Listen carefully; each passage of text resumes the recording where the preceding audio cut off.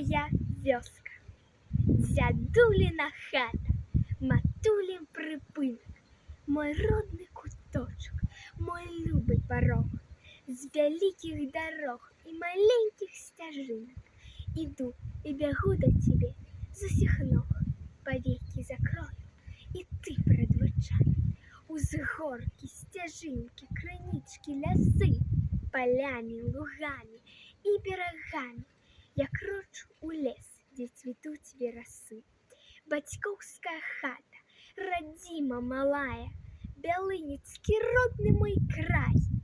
І хіба ж на свеце ёсць вёска другая, дзе ліпы да неба, бярозавы гай. Тут бусел над хатою кружыць, лятае, сініцы ў садзе размовы вядуць.